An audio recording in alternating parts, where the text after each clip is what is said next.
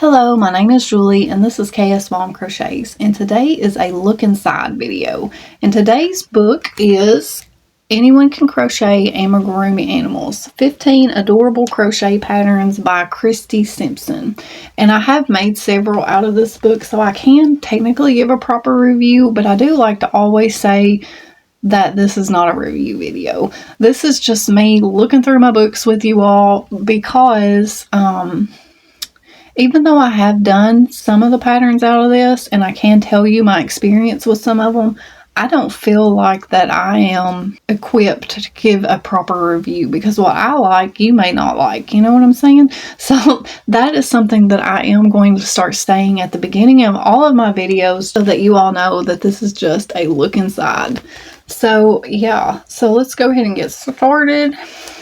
And the first page that I see is like the cover page here, and then it goes into this, and you got that cute little octopus there.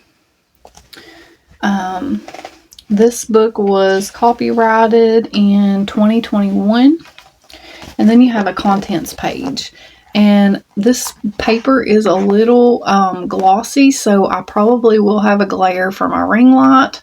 But I do really love how that she has the big block pictures.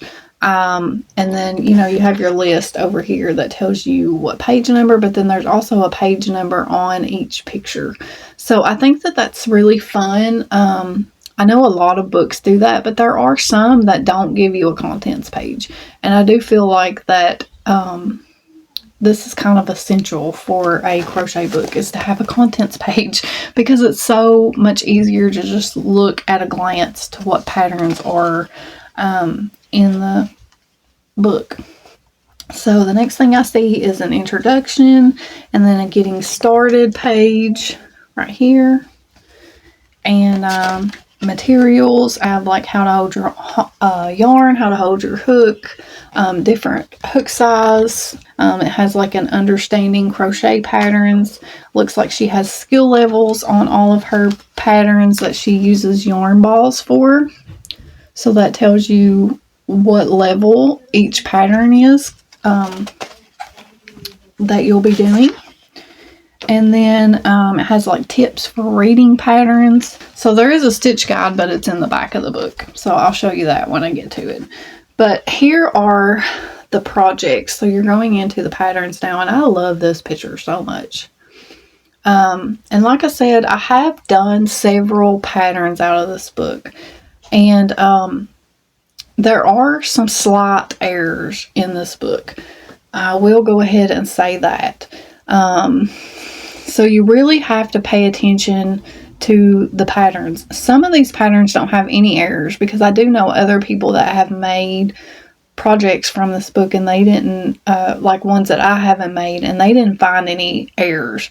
But now some of the ones that I made, like this bear right here, I made her, and I'm thinking that there was an error in this fox too, but I can't remember.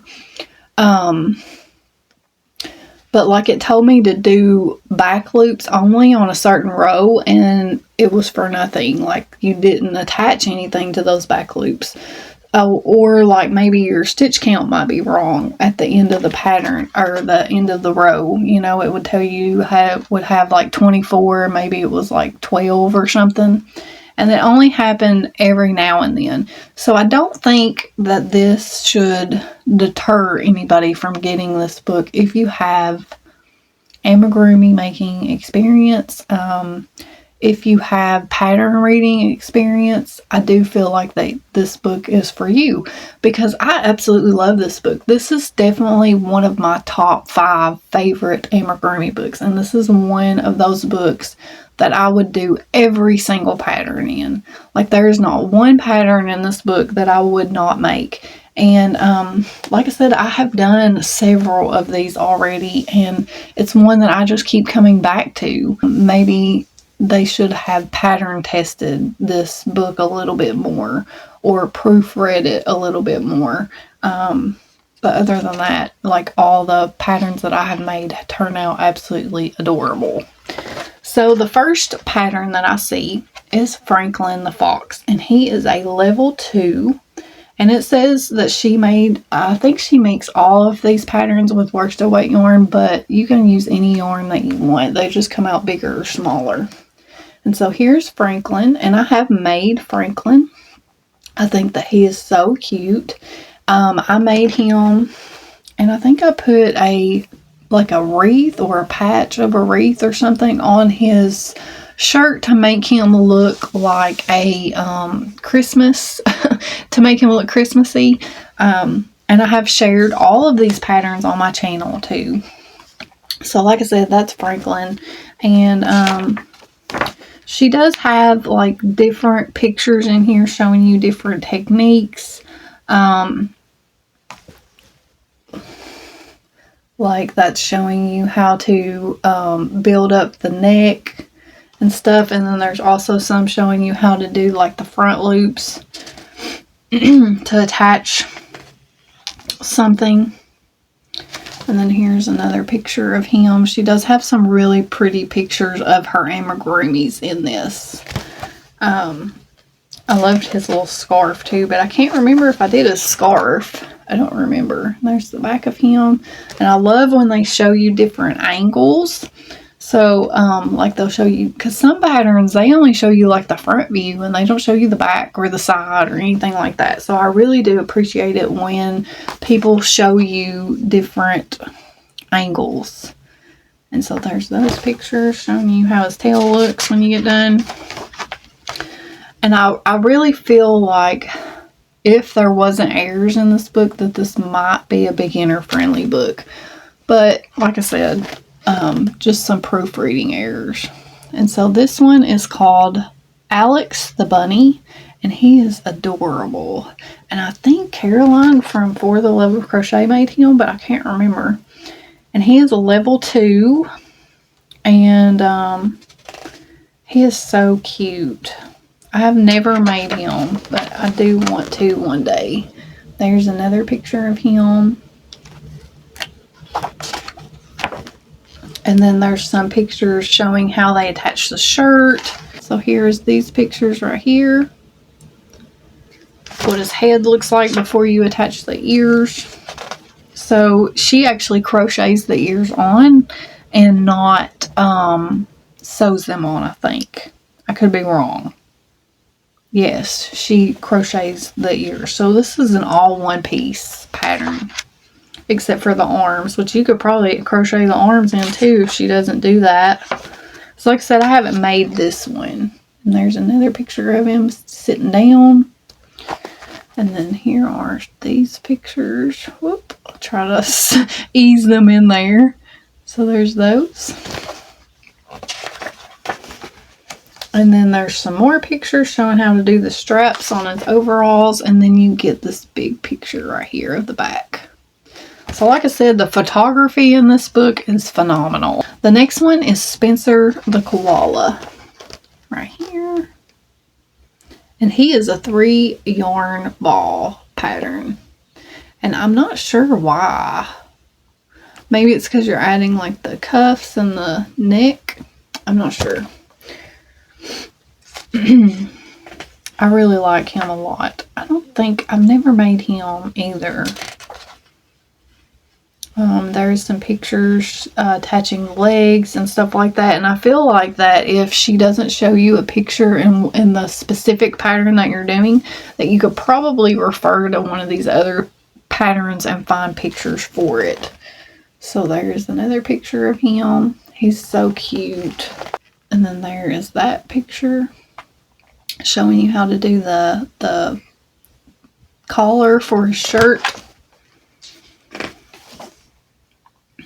How to attach the head. And then you have the smaller back picture of him. So there's that.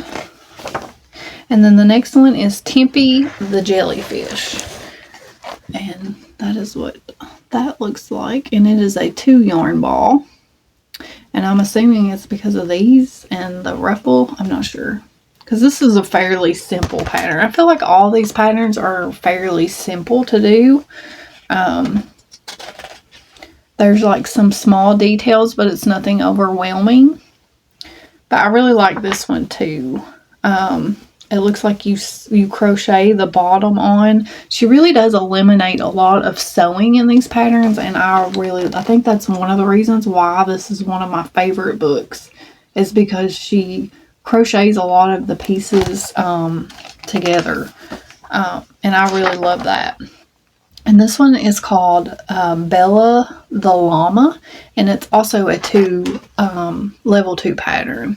She is so cute. Like, every single pattern in this book is so adorable. So adorable. And like I said, if you like these patterns, get the book. I mean, eventually your skills will get better, and you know, you'll be able to catch the little errors that might be in a pattern. But don't let that scare you from trying this book out, because I really do recommend this book. I love this book. I do like to mention that in my video, or anytime that I talk about this book, that there are errors, but don't let that scare you away from buying this book, because it is such a cute book to have in your library. And here is another picture of her. She's got that little skirt, and then there is the back view. Super cute. And then the next one is Drake the Giraffe, and it is a level 2 pattern right here. I love how she gives them like little bow ties. Animals and clothes are so adorable to me. Like, I love an animal in clothes. Like, that is my favorite. He is super cute. Now, she does, I think, sew on the spots on him, but other than that, and his head is separate too. So sometimes some of their heads will be separate, but it's just the way that you have to crochet that head. Like, his head is made from the front to the back, so there's no way to make that all one piece without sewing it on. But she does have pictures showing you how to do that. And then here is the back of him. So he only had 2 big decent sized pictures of him, but there are some step-by-step pictures in this pattern as well. And then the next one is Hermie the Hedgehog. He's so cute. A level 2 also. And he has his little hoodie with the hood. That is so adorable. Like, I just love these patterns so much. And then here, his hood does come down, which is cool. I love that picture that shows the back of his head. Now, I feel like that he should have been a level 3 just because of the way his head is made. But that's just my opinion. I feel like that he's a little bit more advanced than maybe some of the ones that she said were.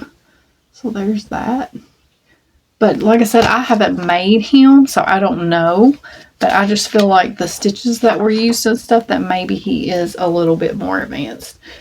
And now the next one is Harry the Hungry Hippo, and he is a level 2. And I have made him, and I do have him to share with you. He is so cute. Oh, I love him. I love him so much. I did not make his little burger, because he does have a little burger with him. But here is my Harry the Hippo, and Caitlin has all of these that I made from this book, because I have made, well, let's see. So Caitlin has 3 that I have made, and she did have 4, but I asked her to give it away to somebody. And then the fox that I made, like I said, he's Christmas. He comes out at Christmas. So here is Harry the Hippo, and he does have his color jog there, but you know, usually you see him from the front, so it doesn't matter. And I normally do not color change like this, but I did for him, and I'm glad that I did.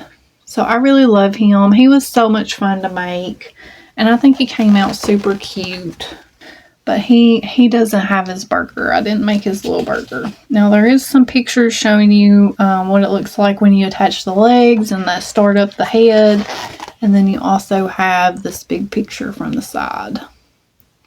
So I loved making him. He was so much fun. And these patterns really do work up pretty quickly. I feel like even though there is a little bit of extra details and stuff on them, they're not hard patterns. But now this was made, I think, with a sport weight yarn. So if you made it with a worsted weight yarn, it would be bigger. And I think I made all of these with a sport weight yarn, if I remember right.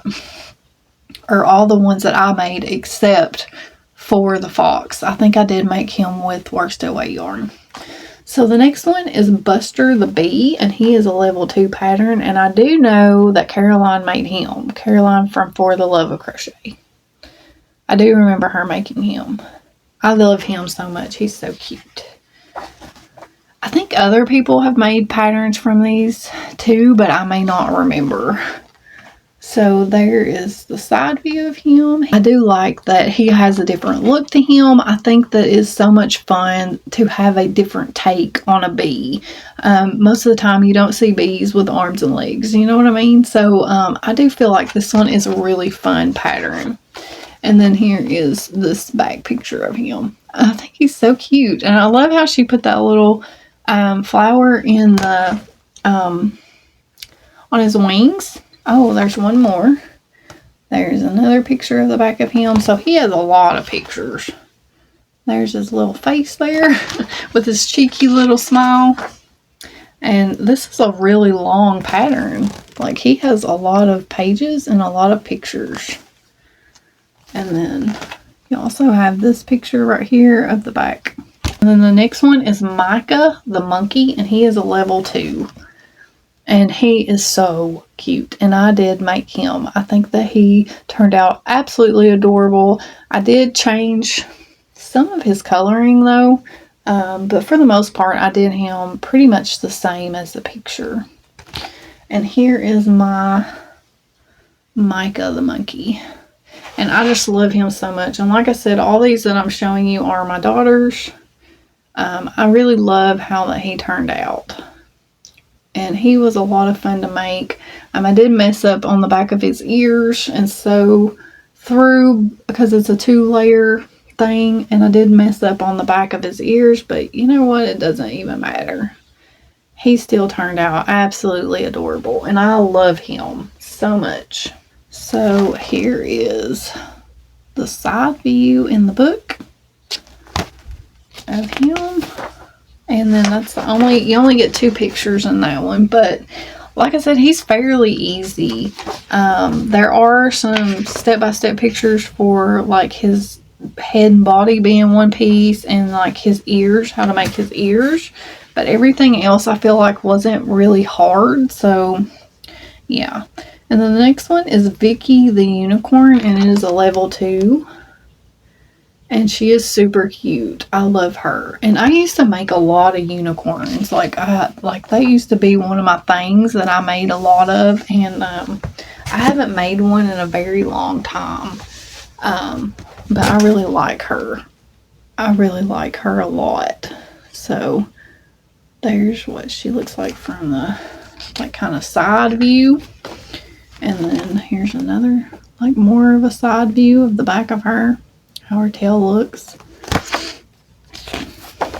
And there is a up close picture of the back.